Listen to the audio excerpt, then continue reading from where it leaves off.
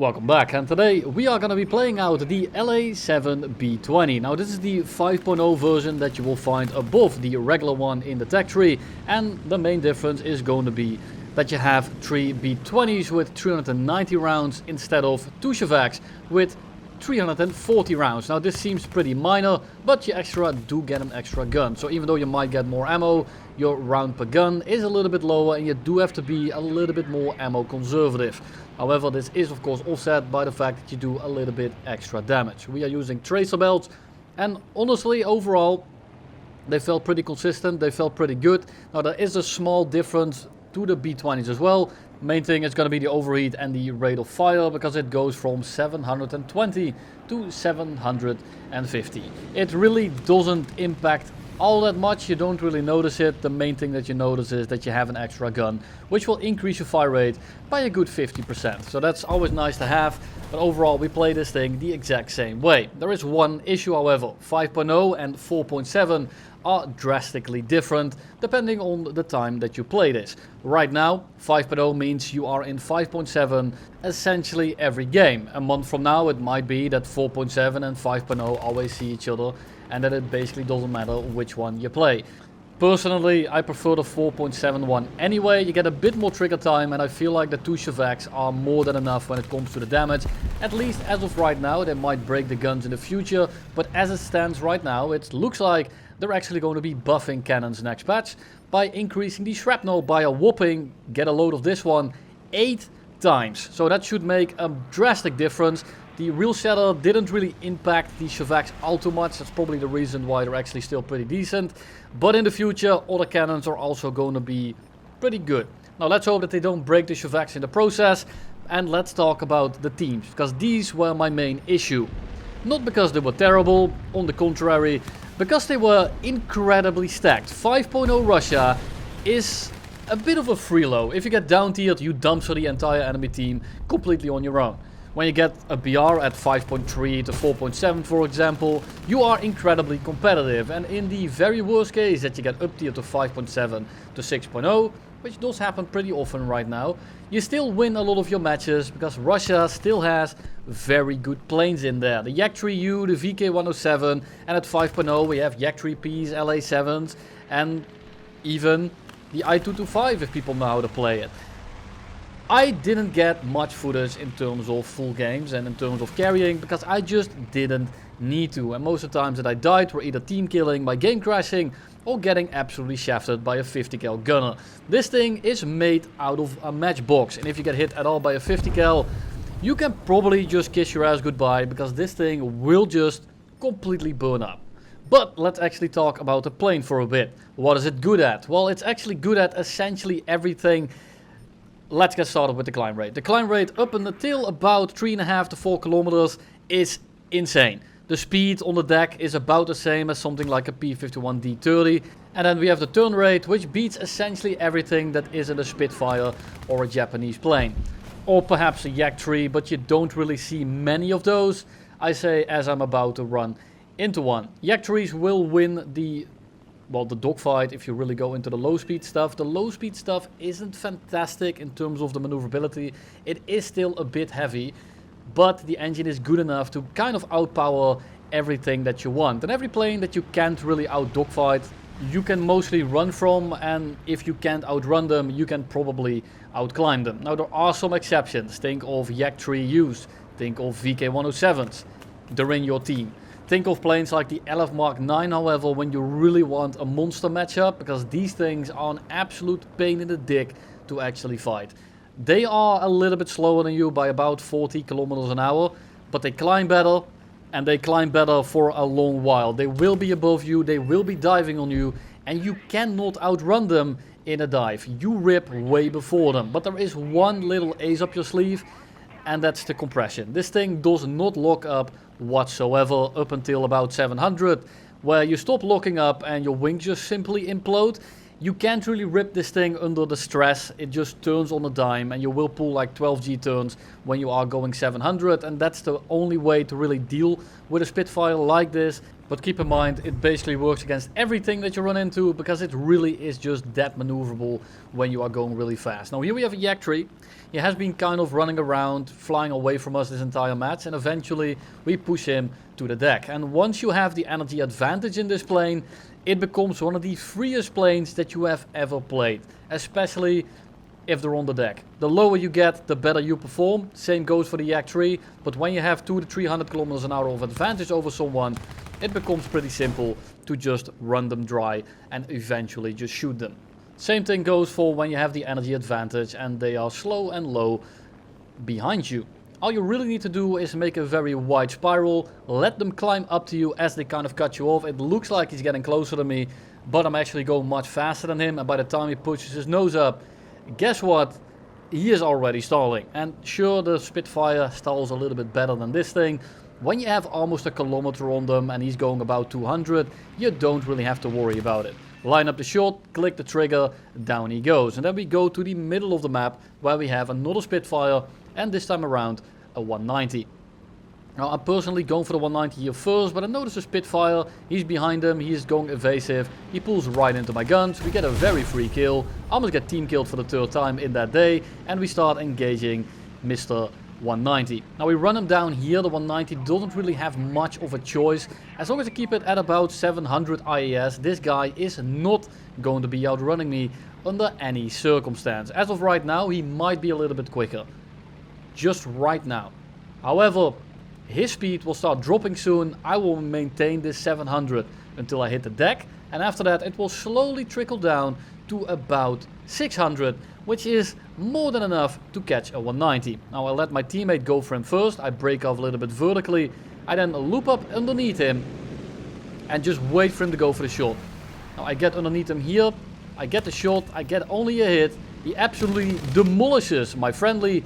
And then we set up directly behind him because it's only a Focus 190 A8. Now this is one of the times where my guns didn't really do anything. Also paired with a little bit of bad aim, but also just the guns not really working in my favor. Now he goes into a bit of frisbee mode, goes upside down, plants itself into a tree, and then there is Mr.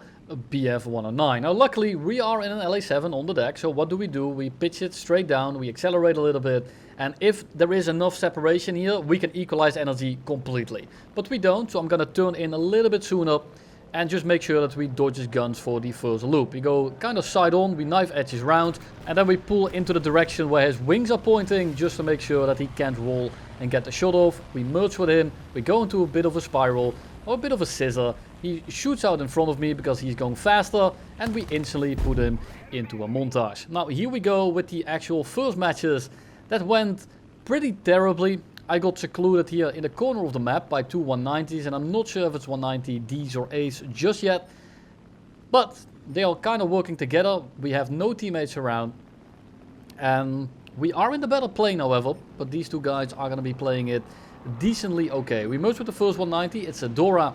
Second one is also a Dora, and I'm just gonna keep turning into this direction and see what the other Dora does. He flies away and leaves me alone for a minute, which means that I'm going to take this scissor immediately. And even though he might roll better than us, it doesn't really matter when we have this much power and maneuverability.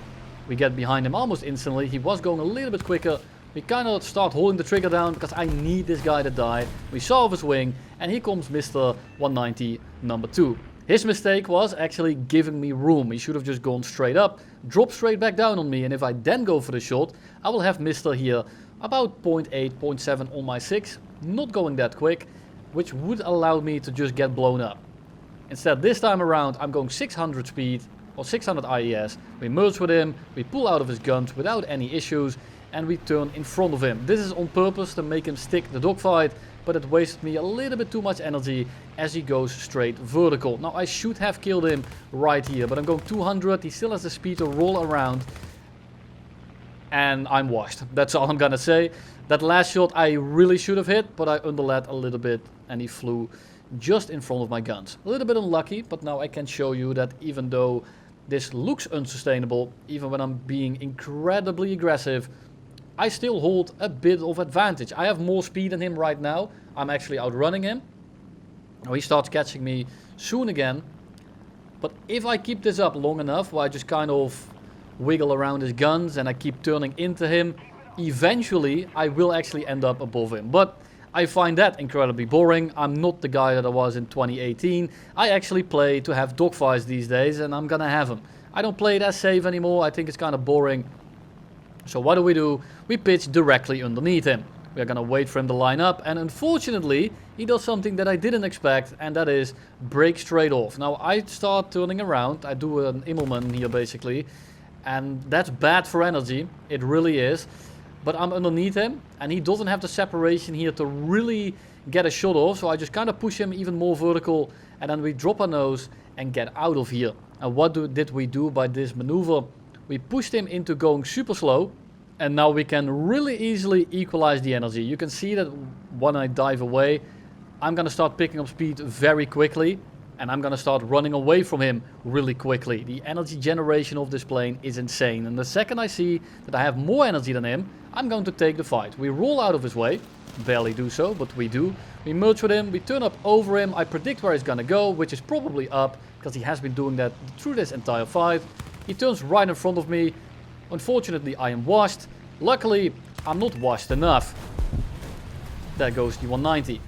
And then we get one shot by a gunner, but I'm of course not gonna show you that, because it clearly didn't happen. Now here we have a game where you can already see that I'm using the server replay, which is not without reason, but we'll get to that reason when we get there. Overall, this was a pretty decent match, apart from my aim, that is. So we start merging with an F8F, an A6M5, as well as a P51. Now I'm not entirely sure what these guys are going to be doing, but I see this A6M and I think to myself, I want him out of the game.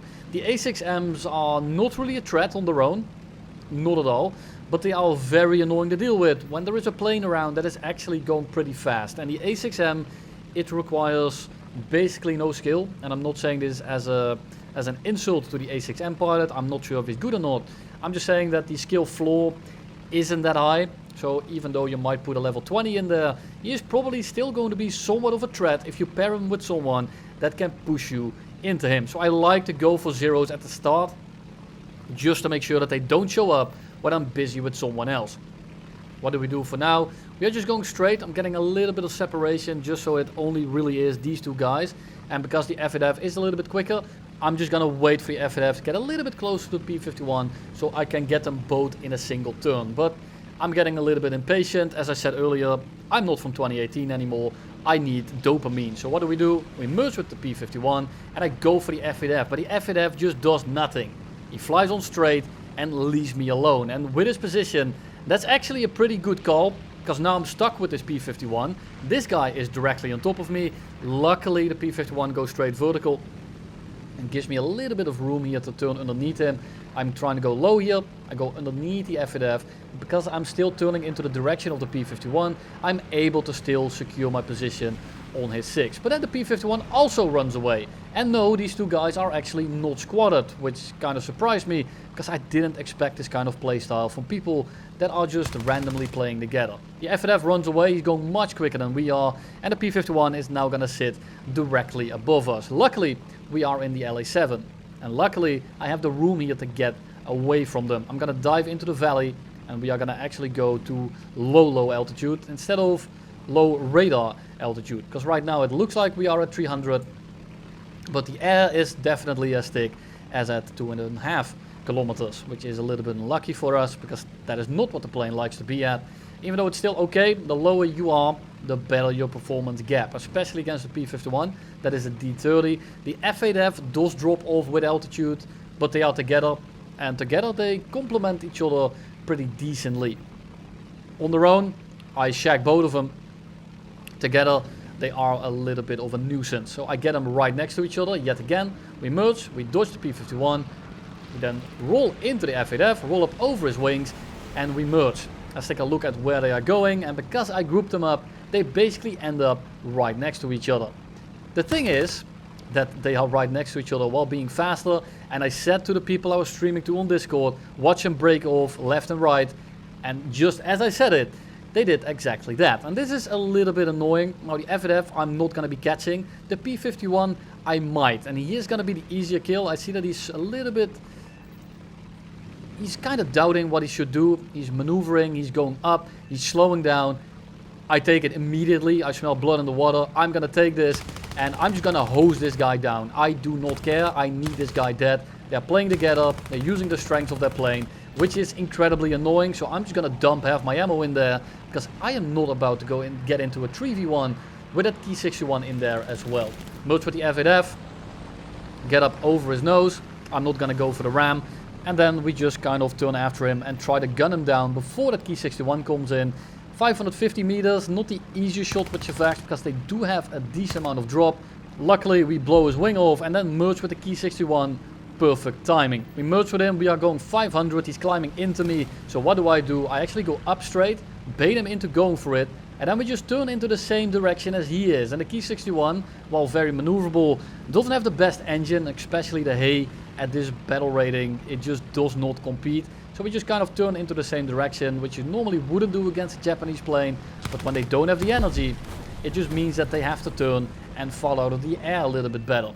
And then we have two F-47s directly next to each other. Well, an F-47 and a P-37N, but they are all functionally the same plane. We kind of start climbing away and you can tell that very easily they are nowhere. The energy here is insane. He starts cutting me off by flying straight.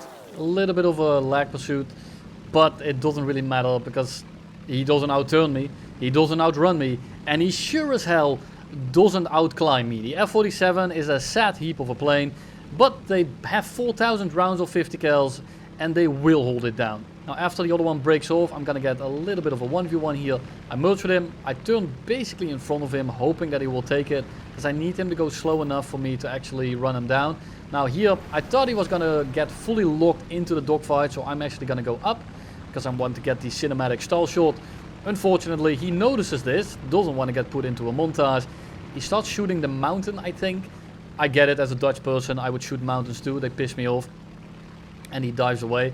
So now, I need to run him down. It's gonna take forever, but I'm faster than him. He is not getting away from me. Now he goes vertical, which is good because now I kill him in time to dodge the other F-47 or the P-47. Unfortunately, I then get aura checked because I made too many 6-7 jokes and my entire computer just explodes. Now luckily I managed to pass a server replay before we die and we end up not dying at all. That could have gone horribly wrong. Now here we have a K4, we merge underneath him. Now we are at an altitude where I don't really fancy fighting this guy. Luckily he's gone pretty slow. I just kind of pull in, aim the shot, salve his wing, and we go for the next dude. We see a P-47 that is locked in with a Ki-84. So what do? We pitch straight in. That's a P-47 D28. Incredibly dangerous, especially without wings, an engine and a pilot. But that gets taken right in front of our noses. A little bit unlucky, but I mean, that wasn't really a kill worth showing anyway. I just want to show you my positioning for this match. Now we have an F2G here. I can go for him, but I'm not going to go for him just yet. He's going pretty fast. We have altitude. We have 4 guys at altitude that might go for us. So for now, I'm just going to keep it at alt and see how the game progresses. I don't need that free kill. I'd rather just have an actual good fight. I might catch the F2G, but there's a chance he just straight up outruns me. Or I go slow in that dogfight after he actually tries to reverse me. And those guys at altitude straight up die for my ass. So for now, I'm keeping my alt. I'm just looking around. I see there's 109 that's engaging the Ki-84. He is on the 6 of that Ki-84, but the Ki-84 does a good merge. He almost reverses him instantly. And the 109 goes a little bit too vertical, but it's because he doesn't take into account that I can just pitch straight up for him. Because that's just how this plane is. You can basically just boom and zoom from below. The engine on this thing is insane, and because you actually have such good top speed, it just keeps accelerating forever, which is great because it just means that you can build up energy very easily, pitch straight into someone, shoot them, drop back down and do it all over again. So it's kind of like reverse boom and zooming, like Orange Doom talked about in like 2018. Bro had no clue what he was saying, but sometimes he was onto something. Merge with a D9, I mean, when there's only one of them, they're really not that scary if you can aim. Fortunately, again, Unk isn't washed enough, so he goes straight up, he gives me a pretty easy shot, and just like with that Dora that went up in that little 2v1, when you rock your wings without any speed, you just roll in place and you don't actually go anywhere. Now let's take a look at just average gameplay in this thing. So we dive in, we crit an A7, and using your speed is important. As I said, this plane is pretty maneuverable, and in a 1v1 you can handle essentially everything.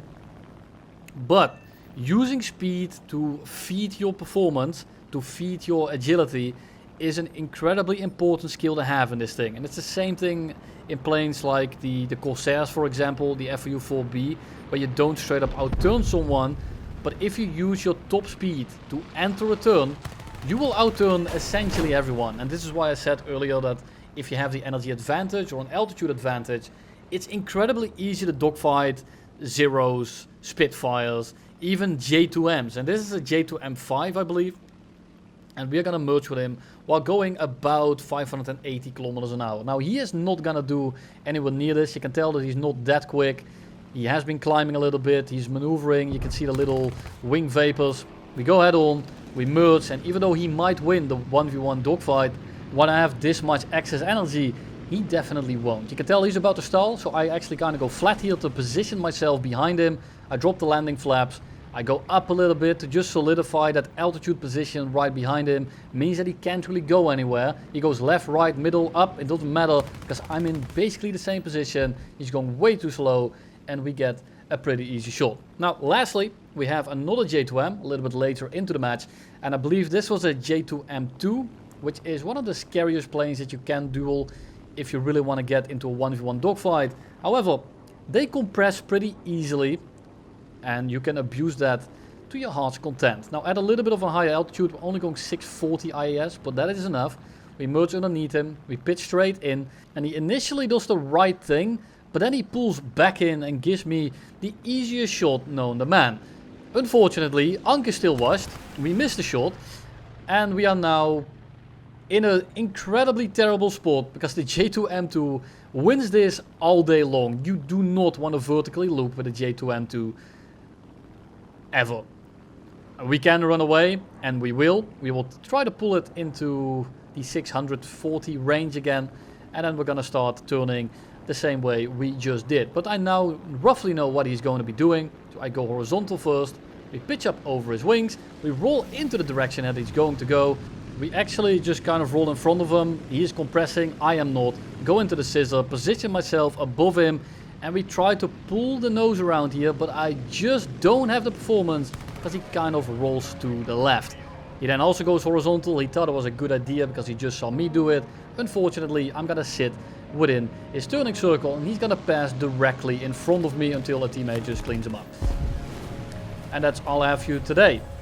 The plane is incredibly good, but I didn't have much fun with it because the teams were simply way too good. Thank you all for watching, and I'll see you in the next one.